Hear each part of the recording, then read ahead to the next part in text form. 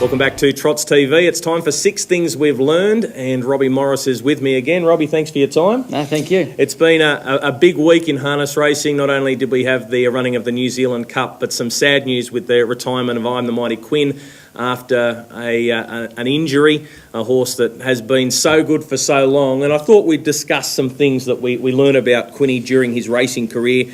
First one I want to talk about is the horse is going to finish his career as the second highest stakes winner in the Southern Hemisphere behind Black's a Fake. He looked to have that all parcelled up when he won in Queensland. But he had 60 starts at Gloucester Park by my calculations. He won 40 of those. And he's not the classic Gloucester Park horse. Because it's a small track, you think of your horses that have got gate speed, that put themselves in a position, or a tough horse like the Falcon Strike who can sit outside them and bury horses. But he was a horse that had to be driven patiently, quietly, come with the one run. And I think a lot of his success, and you probably would know this better than I would, but a horse's balance. He could maintain his speed around corners where other horses couldn't. So he had that unbelievable dash, but he could be 4 and 5 wide and still get round corners. Well, I've watched many races at Gloucester Park, and you don't see horses do what he could do sometimes. It wouldn't bother him to go 5, 6 deep and just rally him up. My first one I want to mention is that the 2013, was it? Inter-Dominion. Yep. He couldn't win. Mathematically, with a lap to go, he could not win. No. He was sort of nearly close enough to last. The leaders walked. He just had, with math and all that sort of stuff that comes into it these days, it was impossible for him to win. And Gary pulled him out at probably the 500 because he had to do something. And he was 8 wide, and by the time they straightened up, there was no other winner bar Quinny. Yeah. Like, horses, he's just, people say, oh, this horse is special. He was a freak. He could sprint as fast as any horse I've ever seen. I remember him coming to the breakfast with the Stars on the Thursday before the Sunday, before that Inter-Dominion, and he dropped an unbelievable bomb at like 25 something, final 400 metres, and he worked with I'm Victorious, and I'm Victorious. Mouse Brennan didn't want to be any part of that because he had the chariots to run in, but it was just he was really suited here. He was really suited at Menangle. Yeah, beautiful. Tracks he won it in Australia. I've done a few little notes. He won a Group 1 at Albion Park. He won a Group 1, obviously, here at Menangle. He won a Group 1 at Cranbourne, won the Group 1 Cranbourne Cup. He also won many Group 1s at Gloucester Park. He's also won at Pinjarra, Bunbury. He won at Harold Park. A lot of people forget that. He won a qualifier of the Chariots of Fire and then was beaten in the Chariots of Fire when Junior took off too early. But what I'll remember about him most is his unbelievable record in the Inter-Dominion. In 2011, he went to New Zealand. He won his heats. He ran second in the final, but then Smoking Up lost that on the positive. Yep. So he's undefeated in that series.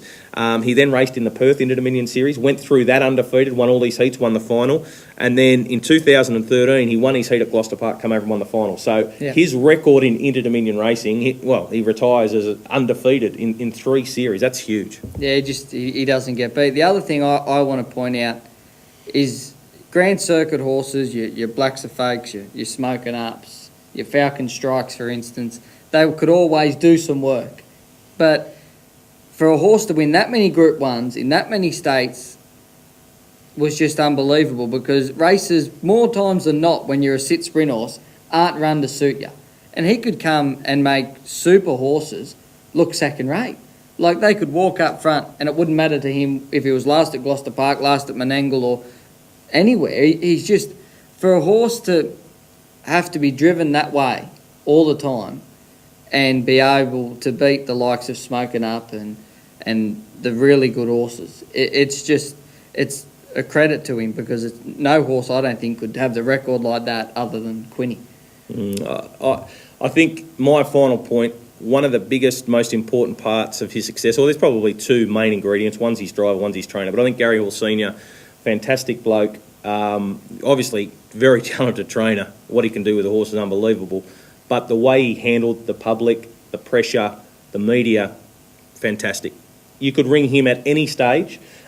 The horse did have some injury concerns throughout his career. Always answered his phone. Never, and obviously, as a driver who works in a stable, there's times when owners are ringing and the media's ringing. They want to know what's going on. that's not easy. And when you've got the best horse in Australia and people want to know what's going on, I've got no doubt that he had a lot of pressure. Obviously, with me, it would have been, in the early days, difficult to deal with as well, because my grandfather obviously had a share in Smoking Up. Yep. I have a very close association with Lance Justice, and so then, I could have been perceived as the enemy. Yep. And Gary didn't. He was so professional with in our dealings. And he obviously was a major part of Quinny's success.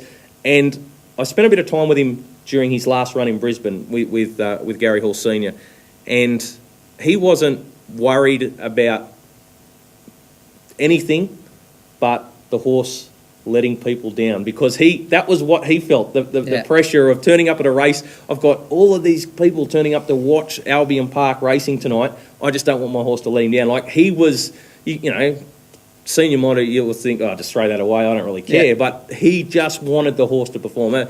Mark of a man. I've got a lot of time for Gary Hall Senior. I think he's a good bloke. Yeah, I've only had a few dealings with him, and every time I was lucky enough, when he had living on the interest here last Inter-Dominion, he stayed at home until they had to go into the retention barn, and I worked him for him here that day for the stars come for their breakfast. So, and yeah, every dealing I had with him was just a champion, not only a super horse trainer and just a super bloke. He'd do anything for you. My other point is sort of on the other hand, as a driver, I'd commend Gary Hall Jr. It's not easy. Like, I've driven good horses over my time, but nothing probably like I'm the Mighty Quinn, but it's not easy to drive horses like him, especially the way he had to be driven, because there's a lot of pressure, there's a lot of sort of people saying, maybe you should roll forward, maybe you should use his gate speed, but it wasn't his go. And for Gary Hall Junior to stand on his 2 feet and say, no, this is the way I'm driving him all the time, and drove him a treat every time. Like, it's not hard, it's not easy to drive them sit and sprint horses. And I know he had a good horse underneath him, but he put him in the right spots week after week. Yeah, and I guess some people, the criticism of Junior as a driver is, well, he gets to Gloucester Park, he does the same thing every week. He goes 40 leads and he's on the best horse, he out-muscles them, he bullies them. He couldn't do that with this horse. And it's funny, I was talking about it with someone the other day. The way a great horse can take a driver to the next level. Blacks of Fate did that with Natalie Rasmussen. Yeah. Todd McCarthy, Seal and Print has done that with Todd McCarthy. Yeah. Racing in those good races, his improvement in the last 18 months has been unbelievable. And look, Gary Hall Jr. was always a great driver before I'm the Mighty Quinn came along, but took him to that next level. He's in the top echelon of drivers in the country. Oh, definitely. Like, you can sit there and say, yeah, he rolls forward all the time, but even when he lobs outside the leader, people say it's easy to sit outside the leader, and when he, especially around a half-mile track, he dictates the times. He drives the leader from outside the leader, and that's nothing. That's just, he's very good with mathematics. He knows what he's running. He knows the tempo to set, and it's not an easy thing to do. And I just think for a horse, and that much pressure that would have been put on him to go forward at certain stages, and I know they tried it a couple of times, but he just put him in the right spot every time, especially when you do a lot of your racing around a half-mile track. It's not easy to do, but he seemed to get it right all the time, so you've got to take your hat off to him. 6 things we learned about I'm the Mighty Quinn, who was a fantastic racehorse on both sides of the country and in New Zealand as well. We'll be back next week to go back to school to find out 6 things we learned. This program was brought to you by Harness Racing New South Wales and the New South Wales Harness Racing Club. This has been a Harbour Television production.